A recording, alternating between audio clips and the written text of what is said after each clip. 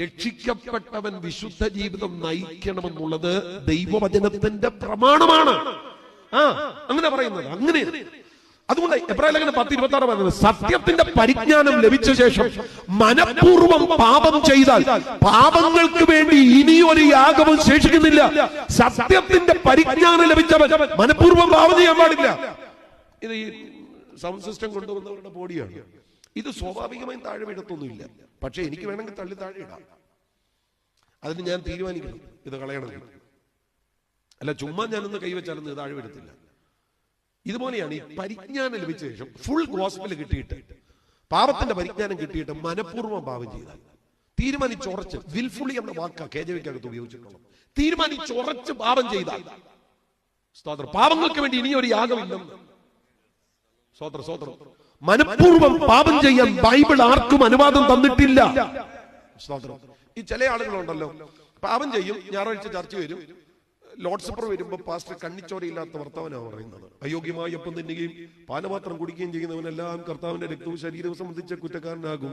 അതങ്ങോട്ട് പറഞ്ഞിട്ട് അത് ഹേതുവായി അനേകരും ബലഹീനരും രോഗികളുമാകുന്നു, അനേകരും നിദ്ര കൊള്ളുന്നു. അത് കേൾക്കുമ്പോൾ അച്ഛന് മനസ്സിലാകും അയോഗ്യമായി അപ്പത്തെ തൊട്ടാൽ ചത്തുപോകാനുള്ള സാധ്യതയുണ്ട്. പിന്നെ ഒരു ഏറ്റുപറച്ചില്ല, കർത്താവെ മറ്റേ കാര്യത്തെ ക്ഷമിക്കണേ, കർത്താവെ മറ്റേ കാര്യം ക്ഷമിക്കണമേ. അതങ്ങനെ ഏറ്റുപറഞ്ഞ് അപ്പൊ ഒക്കെ എടുത്ത് വീഞ്ഞൊക്കെ കുടിച്ച് ലോർഡ്സ് സപ്പറൊക്കെ കഴിഞ്ഞ് തിങ്കളാഴ്ച പിന്നെയും പോയി പുള്ളി മറ്റേ കാര്യം തന്നെയാ ചെയ്യുന്നത്. അടുത്ത ശനിയാഴ്ച വരെ മറ്റേ കാര്യം ചെയ്യും. എന്നിട്ട് ഞായറാഴ്ച വീണ്ടും ചർച്ച വരും. അപ്പൊ പിന്നെ ലോർഡ്സ് സപ്പർ പിന്നെയും കേൾക്കുന്നു അയോഗ്യമായ അപ്പം തിന്നുകയും പാനപാത്രം കുടിക്കുകയും ചെയ്യുന്നവനെല്ലാം കർത്താവിന്റെ രക്തവും ശരീരവും സംബന്ധിച്ച് കുറ്റക്കാരനാകും. അപ്പൊ പിന്നെയും നമ്മൾ പറയും മറ്റേ കാര്യം ക്ഷമിക്കണേ കർത്താവേ. ഇതിപ്പോ ഇങ്ങനൊരു തുടർച്ചയായിട്ട് വന്നിരിക്കുക. ഇതൊന്നും ബൈബിൾ പെർമിറ്റ് ചെയ്യുന്നില്ല. നിങ്ങൾ ഈ 1 യോഹന്നാന്റെ ലേഖനം 3-ാം അധ്യായം 8-ാമത്തെ വാക്യം വായിക്കുമ്പോൾ പാപം ചെയ്യുന്നവൻ പിശാചിന്റെ മകനെന്ന് അവിടെ പറയുന്നുണ്ട്. അത് കുറച്ചുകൂടെ നന്നായിട്ട് എഴുതിയിരിക്കുന്നത് ചില ഇംഗ്ലീഷ് പരിഭാഷകളുടെ അകത്താണ്. അതിലെ ചില പരിഭാഷകളിലൊക്കെ എഴുതിയിരിക്കുന്നത് anyone who continues to sin belongs to the devil.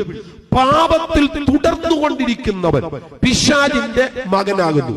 ചില പരിഭാഷകൾ പറയുന്നത് anyone who keeps on sinning belongs to the devil.